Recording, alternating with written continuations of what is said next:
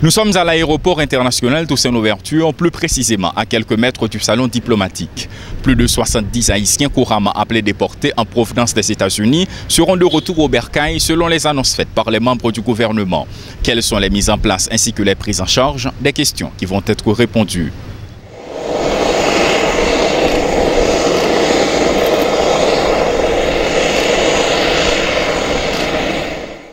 Ils ont été testés avant même de quitter le sol américain. Depuis l'introduction du coronavirus dans le pays, les États-Unis, qui s'érigent en grands partenaires d'Haïti, continuent de rapatrier les Haïtiens en pleine période de crise sanitaire. Jean-Nego Bonheur Delva est le directeur de l'ONM. Au départ, il doit y avoir un nombre de monde qu'on va le recevoir. Voilà que quelques heures avant le vol, il y a l'autre annonce qui fait, il y a raison ou bien pour l'autre, rendre nombre ça les diminuer. Après avoir attendu pendant plus d'une heure le débarquement d'une trentaine d'Haïtiens rapatriés, dont 2 enfants, le directeur général de l'Office national de la migration expose les formalités qu'ils vont devoir accomplir. Nous avons un formulaire unique d'enregistrement que nous soumettons à chaque migrant. D'abord, nous demandons information sur eux-mêmes, comme moun. C'est ça nous relais information personnelle. Et au final, nous, à travers un formulaire d'enregistrement, arrivons collecter des informations relatives aux questions académiques et professionnelles de la personne en question.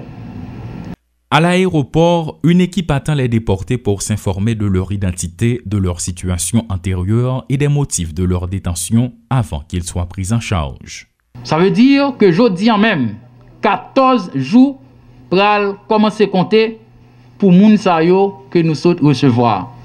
Maintenant, prise en charge quarantaine est gérée par la direction départementale de l'Ouest. Chacun d'entre eux bénéficie d'aide, notamment des frais de transport, et peut être hébergé si nécessaire. Toutefois, nul ne peut échapper aux tests de dépistage, insiste le DG de l'ONM. Au terme de 14 jours, l'ONM va informer via laboratoire épidémiologique qui va faire tests liés au COVID-19 pour migrants. Si toutefois il y a des gens qui testent positif, ils seront gardés tous en isolement.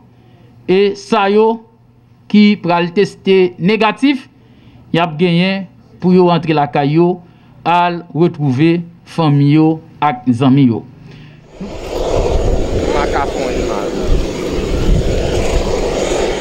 Les chiffres peuvent changer à tout moment, selon le directeur général de l'Office national de la migration. Au lieu de plus de 70, c'est seulement 30 Haïtiens qui sont accueillis sur le tarmac de l'aéroport international Toussaint-Louverture.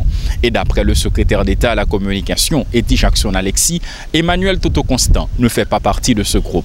Notons que c'est pour la 2e fois qu'il a été annoncé et reporté une fois de plus. Paul Léel et Rudolph Pierre-Louis, pour TD Métropole.